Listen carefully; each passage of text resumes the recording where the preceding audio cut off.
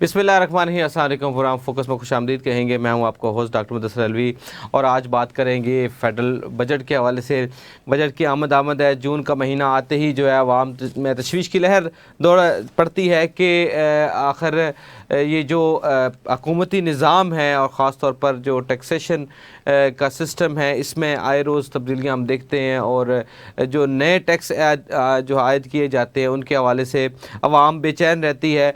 जो अब तक ख़बरें आ रही है इस वक्त तक की जो इतलात है उसके मुताबिक जो फेडरल बजट का मजमूई तखमीना 17.1 ट्रिलियन का रखा गया है और उसमें जो डेट सर्विसिंग है, जो कर्जे की वापसी की मद में 7.8 ट्रिलियन जो है वो रखे जाने की इतलात है। दफाई बजट जो है वो 2.5 से 2.6 ट्रिलियन जो है वो मुख्तस करने का जो प्लान है। इसके अलावा PSDP में 1.1 ट्रिलियन जो जो रुपीज़ रखने के लिए वो की कोई तजवीज़ है। इसके अलावा मुख्तलिफ़ जो तरक्याती काम हैं, पेंशन की अदायगी, सरकारी तनख्वाहों की जो है वो अदायगी के मद में जो है वो फेडरल गवर्नमेंट की ज़िम्मेदारी है। लेकिन इसके अलावा जो मेजर चंक है वो सूबाओं को NFC अवार्ड के ज़रिए महसूलात से हिस्सा देना है। ये तकरीबन 50 से ज़्यादा % जो हिस्सा है जो महसूलात का वो सूबों को मुंतकिल किया जाता है और जो बार बार जो वफाक है वो इस पे मज़िद है कि जो इसकी रिवीजन की जाए ताकि जो फेडरल बजट है उसको बनाने में आसानी हो और कर्जा के असूल में जो है फिर हमें बार बार जो है वो जल्दबाजी में मुख्तलिफ इक़दाम ना करने पड़े और सेल्फ सफिशिएंट होना पड़े। बहरहाल जो भी बजट बने जो इसमें आवाम के हवाले से क्या तजावीज़ हैं, क्या अवामी नोयत की कुछ चीज़ें हैं या जो बजट है वो उसको सिर्फ IMF के कहने पर डिज़ाइन किया गया या हुकूमत की अपनी जो खर्चियाँ हैं, जो अपने जो अखराजात है वो इस पर जो है वो काबू नहीं पा रही है। हमारे साथ आज डिस्कशन में मौजूद होंगे डॉक्टर इकराम अल हक और इसके बाद ब्रेक के बाद हमें ज्वाइन करेंगे फ़र्क सलीम साहब। सबसे पहले डॉक्टर इकराम अल हक साहब को हम खुशामदीद कहेंगे। अस्सलाम वालेकुम डॉक्टर साहब। शुक्रिया। जी। अच्छा डॉक्टर साहब, ये बताइएगा कि ये जो फेडरल गवर्नमेंट बजट की तैयारी कर रही है इसके बारे से क्या इतलात हैं? कोई रिलीफ आवाम को आने की इतलात हैं या रवायती तौर पर जो बजटिंग जो हुकूमती अखराजात की पूरे करने के लिए इस्तेमाल होता है, क्या इतलात आपके पास? जी, ना तो किसी किस्म के कोई सेल टैक्स में कमी हो रही है, बल्कि मुतालबा था IMF का कि 18 से 19% करें। खुद तो वफाक का मसला ये है कि सूबों को 57.5% देने के तकरीबन फिर भी उनके पास इतना बड़ा गैप रह जाता है कि सिवाय बोरिंग के कोई चारा कार नहीं। और आपको पता है जब ये बोरिंग करते हैं तो वो भी इन्फ्लेशनरी होता है, क्योंकि आप स्टेट बैंक को ये कहते हैं कि इतने पैसा आप और प्रिंट कर लें और मनी इन सर्कुलेशन में आप फिर बैंक से कहते हैं कि देखिए उनके तो वही रवायती प्रॉब्लम्स हैं कि बहुत ज्यादा टैक्स लगाने के बावजूद भी, बहुत ज्यादा कर्जा लेने के बावजूद भी जो बुनियादी मसला है वो तो हल नहीं हो रहा। और वो मसला ये है कि जो लोगों के लिए चीजें दिन ब दिन महंगी होती जा रही हैं और इस साल उनका ये बिल्कुल अंदाजा है कि इन्फ्लेशन फिर डबल डिजिट में चली जाएगी। पूरे रीजन में कहीं भी ये 3-4% से ज्यादा नहीं है। तो फिर हमें इस बात का इतराफ करना चाहिए कि जो हम ज्यादा टैक्सेस लगाते हैं और ज्यादा मनी बोरो करते हैं वही इन्फ्लेशन का बायस बन रही है। और अगर हम ये करते रहे तो फिर पाकिस्तानी तो एक वक्त आएगा कि उनके लिए चीजें खरीदना मिडिल क्लास के लिए, सैलरीड लोगों के लिए तो नामुमकिन हो जाएगा। अमूमी तौर पर अभी भी आप देख लीजिए कोई जी अच्छा जी, अमूमी तौर पर ये तासर दिया जा रहा है कि शायद जंग की वजह से जो है ना वो मामलात ख़राब हैं। लेकिन जब हम एनालिसिस करते हैं बजट के ऊपर तो शायद एक पोर्शन या कोई फ्रैक्शन होगी जो इस पे इफेक्ट हुई होगी, लेकिन ओवरऑल जो टैक्सेशन या रिकवरी है FBR की वो तो इससे रेलेवेंट है। जी बिल्कुल, आप सही फरमा रहे हैं। देखिए जंग का जो है वो तो एक तरीके से इन्फ्लेशन बढ़ा रही है कि आपने उसके अंदर 107 रुपए लेवी लगा दी और सेल टैक्स 0 कर दिया ताकि सूबों को ना देना पड़े। लेकिन एक लीटर के ऊपर 107 रुपए की लेवी का मतलब ये है कि ये कोई 35% टैक्स बन जाता है। हम्म अगर आपने अपना माली का सारा तेल बेचकर पूरा करना है तो फिर आपको ये भी अंदाजा होगा कि इससे चीजें सारी, क्योंकि तेल तो हर जगह इस्तेमाल होना है, तो वो हर एक ने अपनी कॉस्ट में डाल देना। जिसका नहीं भी होता, पाकिस्तान में आदत है तो वो कहते थे जी वो तेल महंगा हो गया तो चीजें भी महंगी हो गई हैं। तो हम्म वो एक, आपको पता है यहाँ कोई कंट्रोल भी मंडियों का खास नहीं है, हम्म तो हर जगह पे बेचारा फिर आखिर में सैलरी पर्सन और दरमियाने तबके वाला आदमी ही पिस जाता है, क्योंकि उसकी आमदनी तो बढ़ नहीं रही होती और हम्म अखराजात उसके बढ़ रहे होते हैं। अब आप आज देखिए कि जो आटे का रेट पंजाब में इस वक्त, अगर आप जाएंगे कहीं से आप लेंगे जी तो जी वो कई 100 गुना बढ़ गए। अब ये तो नहीं हो सकता कि आप वो चीजें जो आम इस्तेमाल की हैं, जो बेचारे लोगों ने रोज खानी है, उन्होंने हम्म क्या करना होता है, एक वो रोटी बना के उसके ऊपर कुछ तेल लगा, बेचारे चीनी डाल के बहुत ज्यादा जी जी चाय में जी पी के अपनी कैलोरीज जी पूरी जी करें। एक, एक तो सेहतमंद देखिए उनकी लाइफ नहीं है, फिर हम उसकी वो जो ये वाली चीजें खा रहे हैं उसमें भी हम चाहते हैं कि वो ना खा सकें। हम्म तो ये जो वहाँ आपको देखा होगा कि सख्त गर्मी में भी उनके जो एसी ऐसे चल रहे होते हैं, सूट पहनकर हम्म बाबू मीटिंग अटेंड कर रहे होते हैं, और तो वो कहाँ से खर्चे पूरे हो रहे हैं। अब मैं और आप तो हम्म हल्की बुशर्ट पहनना चाहेंगे, अगर एसी लगा जाहिर है लेंगे गर्मी से तो बचने बिल की देने कोशिश का ख्याल करेंगे जहन में। अदर देन के हम एसी चलाएं हर वक्त। ये देखिए ना कितना खर्चा, बहुत से लोग अब उन्होंने जेवर बेचकर अपने सोलर प्लांट लगा लिए और अब उनको भी तंग कर रहे हैं कि जी हम आपके अच्छा सोलर पे ये अच्छा टैक्स डॉक्टर साहब, मैं सोलर की लगा तरफ देंगे, आऊंगा, वो लेकिन टैक्स लगा पहले ये देंगे। बात हो जाए कि कफायतशारी के हवाले से गवर्नमेंट तो इतना रोना रोती है और फेडरल गवर्नमेंट में जुम्मे को छुट्टी भी है, बहुत सारी चीज़ें उन्होंने की हुई हैं। क्या बजट में भी कफायतशारी कहीं पे आपको रिफ्लेक्ट करती है, कहीं कोई बजटिंग इस हवाले से बनाई गई हो कि किसी मिनिस्ट्री डिवीजन या किसी प्रोटोकॉल को काम किया जाए, कोई है इसमें कोई आपके इल्म में? बिल्कुल भी नहीं, बिल्कुल भी नहीं। आप सुन के हैरान होंगे कि उन्होंने 100% तनख्वाह में इजाफे का मुतालबा कर दिया सरकारी लोगों ने। तो वो हम्म कह रहे हैं कि यार 100 तो नहीं, चले तुम्हें 25-30 दे देंगे। अच्छा ये सारा, आप और मुझे पता है कि सारा कर्जे से जाता है। इस वक्त हम्म वफाक की ये हालत है कि वो डेट सर्विसिंग यानी कि जो सूद की मद में और कुछ रिटर्न ऑफ हम्म कर्जे देने के बाद और हम्म डिफेंस के बाद उनके पास तो पैसे कोई नहीं बचते। वो सारी जितनी डे टू डे एक्सपेंसेस हैं हम्म वफाक के, वो अखराजात कर्जे से पूरे। अच्छा कर्जे का नुकसान ये होता है कि फिर आप जब उसको नोट प्रिंट करते हैं तो इन्फ्लेशन बढ़ती चली जाती है, कहीं रुकने हम्म का नाम नहीं लेती। सबसे हम्म बड़ा मसला ये है, हुकूमत को वफाक को अब ये लाहक है हम्म कि वो सिर्फ और सिर्फ कर्जों पे जिंदा है, और कर्जों पे तो आप नशो नुमा नहीं कर सकते, ग्रोथ नहीं कर सकते, लोगों को जॉब्स नहीं दे सकते। हम्म जॉब्स तब दी जाती हैं, हम्म इनकम तब बढ़ती है जब इन्वेस्टमेंट हो। इन्वेस्टमेंट ना लोकल हो रही है, बाहर से आना तो दूर की बात है, और हम्म जो पुराने यूनिट थे वो भी बिजली के खर्चे की वजह सही से बंद हो रहे हैं। सही। अच्छा डॉक्टर तो साहब, इस एक वक्त एक ये एक सबसे बड़ा बात जो मसला ये है। आम आम आदमी को समझने के लिए कि जो 7.8 ट्रिलियन की जो डेथ सर्विसिंग के लिए रखा गया है, मुख्तस किए गए हैं पैसे, ये क्या हम सूद के मद में अदा कर रहे हैं या कर्जे वापस कर रहे हैं? नहीं नहीं, ये डेट सर्विसिंग में ये होता है कि ज्यादातर जो कर्जा है वो वापसी का तो एक कैपिटल अकाउंट बनता है। ये जो जमा खर्चे होते हैं ना, जिसको करंट अकाउंट कहते हम्म हैं, एक का दो तरह के खर्चे होते हैं, आम लोग को हम बता देते हैं। जो हम यहाँ डाल रहे होते हैं वो तो सिर्फ और सिर्फ सूद ही होता है, जो वापसी का होता है वो कैपिटल अकाउंट में जाता है। हम्म मगर इतना सूद बढ़ गया है कि अब आप देखिए कि डिफेंस की नीड जो है, अगर समझिए कि पिछली दफा हमने बड़ी, अब इस तरह मुश्किल से 2.5 हम ट्रिलियन तक हम्म पहुंचे, मगर कर्जा का सिर्फ जो उसको सर्विस करने का जो मसला है वही अब 8 ट्रिलियन तक गया जी है जी इस जी वक्त में, यानी 4 टाइम ऑफ डिफेंस। हम्म तो देखिए ये तो, अगर आप डिफेंस भी तभी मजबूत रख सकते हैं ना जब हम्म आपके पास आपके माली हालात हम्म भी ठीक हों, हम्म और आप अब तनख्वाह देने की पोजीशन में भी नहीं रहे हैं और वो कर्जे से दे रहे हैं। मगर कब तक? और इसके लिए कोई जिसे आप कहते हैं short term, medium term, long term, कोई प्लान आपने सुना कभी? हम्म कोई वजीर ने आके ये कहा हो कि जनाब चले हम मुश्किलात में हैं मगर हम हम्म इसका भी कोई हल ढूंढा है, हमने हम्म कोई फ्लोर ऑफ पार्लियामेंट पे इसके ऊपर डिबेट की है? डिबेट वहां क्या हो रही है? अच्छा अब अगर मुल्क को इतने सख्त मसाइल दरपेश हैं तो हम्म आपकी तो वही याशियां हैं। बल्कि वहां जाकर मुझे तो सर्दी लगती है, कभी हम्म वहां जाऊं उनकी सही कह रहे हैं। स्टैंडिंग कमेटी की मीटिंग में, कि वो इतनी सर्दी करके बैठे होते हैं और उन्होंने सूट पहने होते हैं। लेकिन वो तो क्या, टाई सूट तो में भी आप तो अपनी अंदाजा एक लगा लें कि रिक्वायरमेंट है ना। उनकी हालत क्या है। सही। अच्छा सर, ये बताइएगा कि जो नहीं नहीं, देखिए वो चीनी जो है। जी जी जी, फरमाएं फरमाएं डॉक्टर साहब। जी जी फरमाइए। जी सर, मैं ये अर्ज कर रहा हूँ कि जो मैं कहता जब चीनियों पे सख्त वक्त था तो वो एक तरह के कपड़े पहनते थे।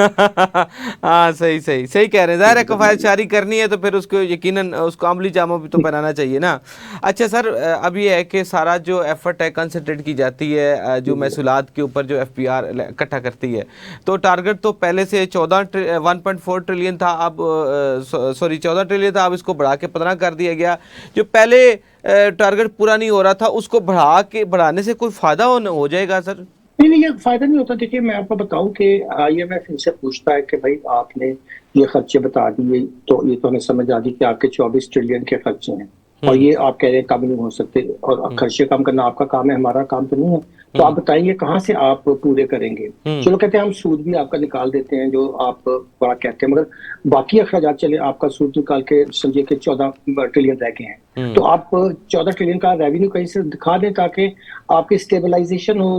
तो उसको फिर बता नहीं पाते हैं कि अखराजात तो कम करने को तैयार नहीं होते। तो हम्म। 19 मिनिस्ट्रियां जो आपको पता है कि 18th अमेंडमेंट में खत्म होनी थी 2010 की बात, आज 26 में बैठे, 16 साल में नहीं खत्म हो सकी। हम्म। फिर वो कहते चले आप महसूलात लगाए ज्यादा। ये हम्म। कहते हैं हाँ ये अच्छी बात है क्योंकि हमने बजट तो पूरा नहीं करना होता, मगर महसूलात के नाम पे हम्म। लोगों को तंग तो कर सकते हैं ना। देखिए जब हम्म। FBR को ज्यादा महसूलात मिलते हैं तो वो ज्यादा लोगों को तंग करते हैं। तो उनका जो बजट है उसका दारोमदार इस पे है कि हमेशा लोगों को ये तासुर दिया जाए कि जी मुल्क नहीं चल रहा है, बस हम ही मुल्क को बचा रहे हैं। हम्म। और उसका उल्टा नुकसान होता है। इतने हाई टैक्सेस लगाकर आपने कारोबार बंद कर दिए, लोग यहाँ से नौकरियां छोड़कर चले गए, मगर उनको कोई परवाह नहीं है। अब ये पूरा मुल्क सिर्फ एक काम के लिए चल रहा है कि हम्म। कर्जों की अदायगी के लिए और हम्म। दूसरे अखराजात पूरे करने के लिए हम्म। FBR के लोगों को खुला छोड़ा उन्होंने। और ये अब ये कहते हैं जी ताजे टैक्स नहीं देते, हर बिल के साथ हम्म। सेल टैक्स और इनकम और टैक्स जो आता एलिजिबल है, नहीं हर भी है, जो मोबाइल के एलिजिबल साथ नहीं भी है वो भी 15%। दे रहा है, जो एलिजिबल नहीं है वो भी दे रहा है। दे रहा, जी वो भी दे रहा है। और फिर ये प्रोपोगंडा करना कि पाकिस्तान के अवाम टैक्स नहीं देते। हर बंदा जो मोबाइल यूज कर रहा है 19.5% सेल टैक्स और 15% एडवांस इनकम टैक्स दे रहा है। और कितना टैक्स लेना भी लोगों से, हम्म। उसमें तो वो लोग भी शामिल हैं जो इनकम सपोर्ट प्रोग्राम लेते हैं और वो भी बेचारे ये टैक्स दे रहे हैं। हम्म। हम्म। सही सही। तो आप खुद अंदाजा लगा लें अच्छा अच्छा, कि किस कदर जालमाना टैक्स का निजाम है। कुछ इतलात थी कि ये जो बजट से पहले कोई NFC अवार्ड के हवाले से कोई अमेंडमेंट हो जाए, कुछ ऐसी खबरें थी, कुछ इस हवाले से कोई है आपको इतला कि कोई NFC अवार्ड के ऊपर कोई बात हो नहीं नहीं, पाएगी? वो नहीं हो सका। हम्म। कि वो नहीं हो सका क्योंकि जब ये इन्होंने बजट 5 जून के लिए ऐलान किया और उसमें ये प्रोग्राम था कि कुछ चीजें यहाँ कर दी जाएंगी, तो उस पे पीपल्स पार्टी ने रद्द-ए-अमल का इजहार किया। फिर उनसे बैठकर बात हो गई कि चले बजट तो पास होने दें 10 को, फिर बाद में जो करना होगा कर लेंगे। उन्होंने कहा अगर आपने आईनी तरमीम लानी है उसको तरीके से लाएं, बजट के अंदर इस तरह की चीजें ना करें, क्योंकि हम्म। वो नहीं चाहते कि हम हम्म। अपना जो पिछला हिस्सा है उससे कम हो, मगर उन्होंने तरीके से कम कर दिया है। हम्म। पहले सेल टैक्स लगता था पेट्रोलियम प्रोडक्ट्स पे, उसका हम्म। 57.5% सूबों को जाता था। उन्होंने उसको खत्म करके जीरो करके उसपे पेट्रोलियम लेवी लगा के सारा जेब, मगर वफाक का फिर भी मसला हल नहीं हो रहा। हम्म। क्योंकि वफाक का प्रॉब्लम ये है कि वफाक को बैठकर वैसे तो 5-6 से ज्यादा महकमे नहीं होने चाहिए। डिफेंस हो गया, आपके फॉरेन ऑफिस हो गया, हम्म। कम्युनिकेशन चले, करेंसी वगैरह, हम्म। मालियाती मामला, वो हर चीज अपने कंट्रोल में रखना चाहते हैं। भाई सूबों को आप कहेंगे भाई जैसे मर्जी अपने खर्चे पूरे करो, पूरी हम्म। टैक्स लगाओ, हम तो टैक्स लगा ही नहीं रहे। हम्म। बड़ी जो अच्छी अच्छी फेडरेशन है वहां ये होता है कि जो सेंट्रल गवर्नमेंट बहुत ही कम होती है और वो सूबों को कहती है भी देखो तुम जानो तुम्हारे लोग जाने, हम तो हम्म। कोई टैक्स एक बस वहां इनकम टैक्स होता है, बाकी सारा टैक्स सूबे ही इकट्ठा करते हैं, सूबे ही अपने लोगों पे। अब यहाँ तो आपने देखा लोकल बॉडीज के इलेक्शन नहीं होने देते ताकि हम्म। नीचे पैसे ना देने पड़े, हम्म। और अगर वो आ भी जाए तो उनके अपने ये जो है गली मोहल्ले की नालियां ठीक कराना ये तो नहीं काम होता ना, हम्म। जो MPs MNAs का, हम्म। उसके लिए इनको 3-3 करोड़ मिलते हैं। हम्म। तो ये खुद भी नहीं चाहते कि हम कोई बेहतरी लोगों की करें। बल्कि कह रहे हैं कि सेहत तालीम भी है, वापस जो है वो मरकज की तरफ शिफ्ट करने की वो जी सोच रहे जी हैं। जी जी, वो कह रहे हैं हमें कोई बस कोई ढंग का काम नहीं करना, बस हम्म। हमने जो वो ट्रैफिक, अब देखे ना आप लाहौर में देख ले, बड़ी तारीफ होती है मगर कोई प्रदर्शन के लिए चल रही है। पहले फुटपाथ होते, अब ये तस्वर कर लिया गया है कि सिग्नल फ्री हो गाड़ियां हो और भाई हर बंदा तो गाड़ी अफोर्ड नहीं कर सकता ना, मगर चंद लोगों को खुश करने के लिए, और जिनके पास गांव बड़ा जबरदस्त जिंदगी गुजारे, और भाई लाहौर में तुम्हें ऐसी बस्तियां नजर आ जाएंगी जहां लोग बेचारे गंद में और बुरी बुरी जगह पे रह रहे हैं, मगर वो वाला हिस्सा देखना चाहते हैं जो उनकी याशियों का है। इसी तरह जो पार्लियामेंट में लोग बैठते हैं, उनके लिए जिंदगी अच्छी है, मुलाजम है, हर चीज है, रिहायश गाहें, उनको हर चीज मिल रही है, तो उन्हें आपके और मेरे दुख का क्यों एहसास होगा। अच्छा, ये कहा जाता है, रोया जाता है कि हर चीज़ जो आईएमएफ से इन्फ्लुएंस्ड है, हम मजबूरी है हमारे, हम तो ये नहीं करना चाहते लेकिन दिल पे पत्थर रख के हमें ये काम करने पड़ रहे हैं। तो कितना आईएमएफ इनको इस बजट के लिए इन्फ्लुएंस कर रहा है?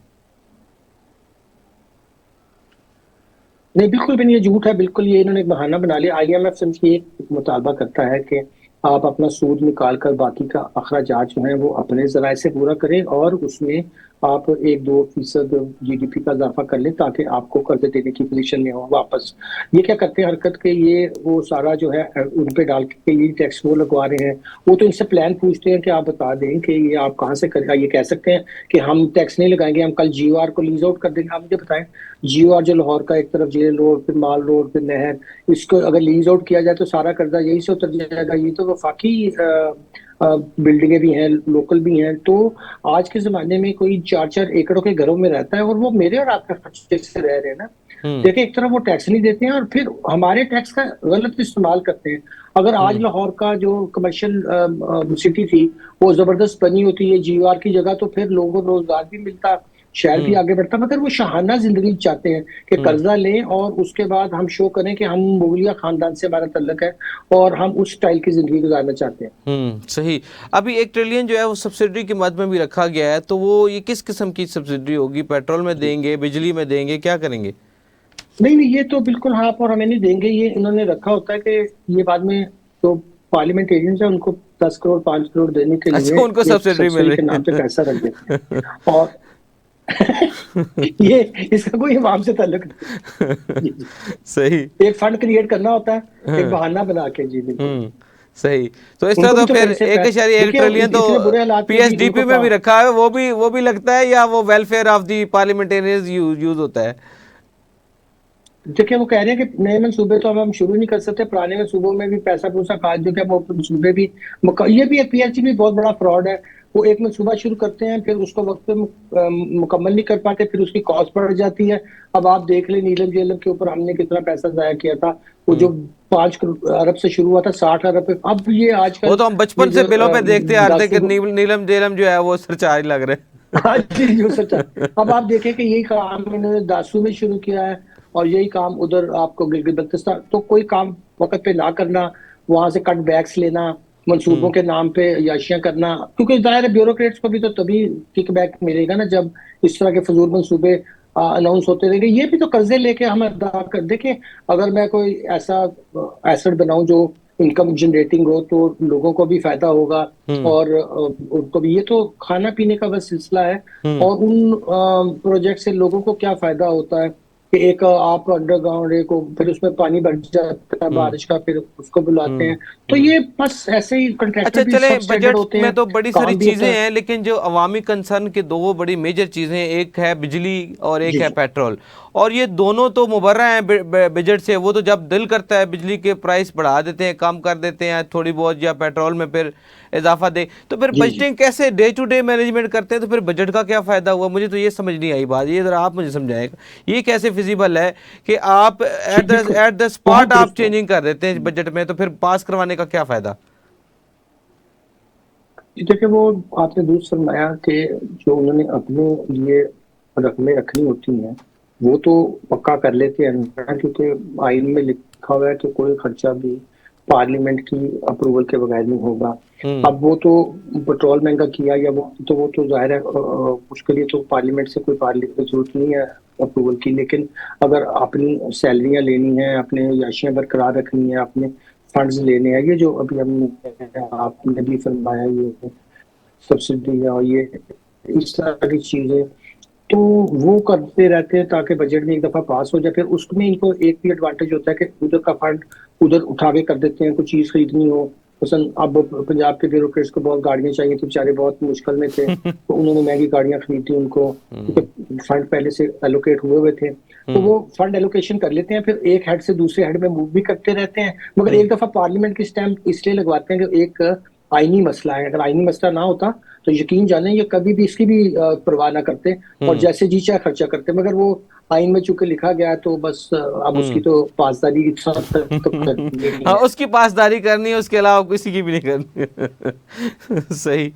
अच्छा अच्छा डॉक्टर साहब, पंजाब के बजट की क्या खबरें हैं? यहाँ पे तो सुना है कि जी जी, तरक्याती काम भी बढ़े उसे हैं और अवाम चीफ के मिनिस्टर। लिए अमानत समझना। जी डॉक्टर साहब बोलिए। जी जी, वो कह रहे हैं कि तरक्याती काम, जी वो कह रहे हैं तरक्याती काम बढ़ गए हैं और इतना पैसा रहा नहीं, तो और टैक्स लगाए जाए। तो वो जो पहले आप देख रहे थे सेल टैक्स और सर्विसेज को बढ़ाना चाहते हैं और जिनका काम किया वही रह गया। एक जमाने में पंजाब का सरप्लस, बहुत सरप्लस बजट होता था और कभी लोन नहीं लिया था, अब ये भी लोन लेने पे आ गए हैं। सो सबसे बड़ा सूबा में एक तो आपको सुन के हैरत होगी कि वफाक से जब इनको 4.5 ट्रिलियन मिल गया हम्म अपने हिस्से का टैक्स, तो खुद जो टैक्स इकट्ठा किया वो सिर्फ 340 बिलियन था। अब हम्म आप अंदाजा लगा लें कि ना कोई नई इंडस्ट्री लगाई, ना कोई नई रोजगार पैदा किया, वो हम्म। कार्ड शार्ड दे के बस लोगों वो को जो खुश पीआरए करने के बनाई लिए हुई है और कर्जों वो, का ऐसे या जो खोना। सरकारी महसूलात इनको आते हैं वो फिर कहाँ जाते हैं? प्रोफेशनल टैक्स, दूसरे टैक्स, ये कहाँ फिर जाते हैं? वो देखे ना, वो तो उनको सारे अपने ही यानी आपने पीआरए की बात की, पीआरए जहां पे उसका दफ्तर है उसके साथ ही जीओआर है। अब इतना बड़ा जीओआर बेचारे उनको मेंटेन करना पड़ता है, 4-4 एकड़ की कोठियां, गाड़ियां, ये वो तो फिर हम्म देखे ना, उनको तो बहुत पैसा चाहिए। तो हम्म। वो तो जितना भी आ जाएगा उनके लिए कम है, क्योंकि कभी कभी मतलब आप देखें ना बहुत महंगे जहाज भी, सफर करने में बहुत तकलीफ का सामना है उनको। तो वो फिर नहीं सर, आप तो वो बेहतर जहाज वो समझते पिछले बजट हैं। की बात, अब इस बजट में तो जहाज नहीं होगा ना। नहीं नहीं, वो एयरलाइन बनानी थी और जहाज भी तो लेने। अच्छा।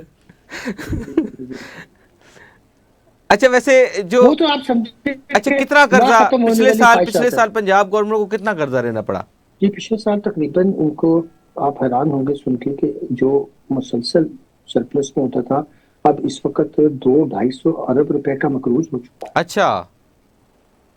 जी जी, आप ये देखें कि ये जो ऑरेंज चेन हमने सी पैक के नाम पे डाल दी, हम्म सारा खर्चा सी पैक को डाल दिया, चले वो खत्म हो, सी पैक का कर्जा भी तो हमने देना है और जी उसके जी। भी, मगर इसकी जो रनिंग कॉस्ट है हम्म आजकल तो फ्री भी है, वो हम्म भी तो स्टेट को अदा करनी पड़ रही है ना। फिर हम्म हमने बस चलाई, अब बस के किराए से तो नहीं बस चल रही ना, हम्म वहां जो हमने टर्किश गवर्नमेंट को पैसे भिजवाने हैं अभी तक उसकी जो पेमेंट करनी है वो भी जा रही है। तो हम्म खर्चे बहुत बढ़ा लिए पंजाब गवर्नमेंट ने, मगर ये नहीं किया कि उसको जो पैसा आया था वफाक से, अगर उसको लोगों की ट्रेनिंग की तरफ नौजवान फ्रीलांसर के लिए तैयार होते, कोई नई इंडस्ट्रीज लग जाती, कोई हम्म। लोगों को लोन मिल लेकिन जाता, टफ तो टायरें उससे ये लगाने होता से कि तो जो मिला हुआ पैसा उसको आप रिप्रोडक्टिव फॉर्म में तो नहीं कर सकते ना। नहीं जी, खूबसूरती बिल्कुल बिल्कुल सही ब्यूटिफिकेशन हो रही है पकड़ा है। बहुत ज्यादा, शहरों में गलियां बना रहे जी हैं। जी बिल्कुल जी, इस वक्त तो बड़ा मसला रोजगार और लोगों की ट्रेनिंग का है ना। अगर ह्यूमन रिसोर्स में